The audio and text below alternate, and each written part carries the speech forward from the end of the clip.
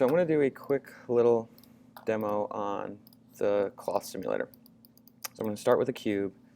I'm also going to create a polyplane. I'm going to bring this very large. I'm going to scale this a little bit larger too. And this polyplane, I'm going to want to change these settings to be like 100 by 100. That should do it. Might be a little much, but for what it does is you need all this topology in here in order for it to be able to sort of replicate a cloth as if it's falling. So let's go ahead and just get into it. Go to Effects, and you'll see End Cloth. Create End Cloth. For this, you're going to need to do what is called End Cloth and create passive collider. If we hit play,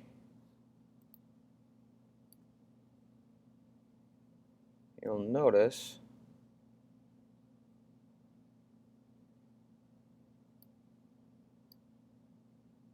that it starts to drop like cloth. So, great way to do things like, I'm going to smooth it out real fast, do things like capes. You see it passing through a little bit. Let's go ahead and bring it back to frame 1. Let's make this a little bit larger. And as a matter of fact, let's see if I can bring this up just a little bit. And let's see if it calculates it a little bit differently. And maybe even sort of like a Rubik's Cube or something. Let's see if that helps it calculate it a little bit better. And it's going really slow because it has more vertices to calculate. That's how it calculates where it's going to make its collisions. So now that there's more vertices in the scene, it will be slower.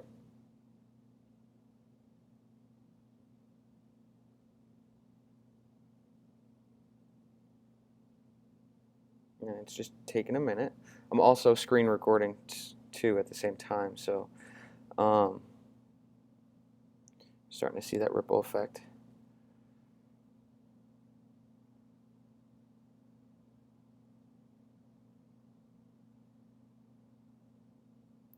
All right, I'm going to stop it there. Okay. And I've got this cloth that I dropped right over the object.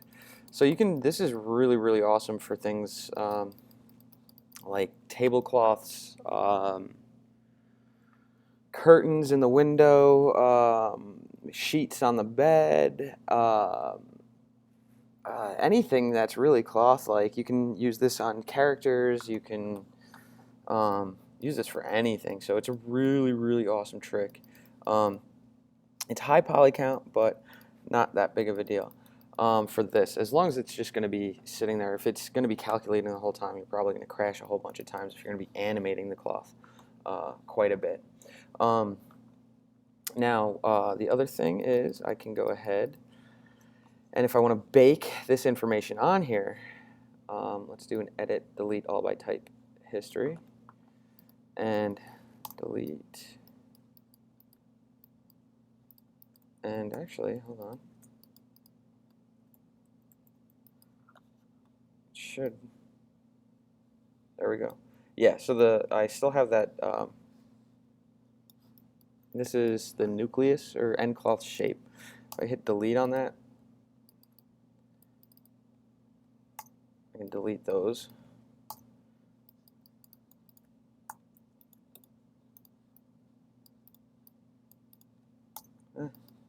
I don't know. Usually that works pretty well. I guess I just can't delete the end cloth shape on there. But as you can tell, end cloth shape on here. I guess it needs that to still be able to project this shape on here, even though I've gotten rid of it. And you'll see that the simulation is now baked to our object. So when we scrub back and forth, It doesn't have to constantly play back and forth. So that's a really great way to create realistic looking cloth. If it's great if you have a cloth texture on there. It adds quite a bit. But you can get these great little rivets in here, and all through that generic sort of simulation. So thanks for watching. Hope you enjoyed, and stay tuned for next time.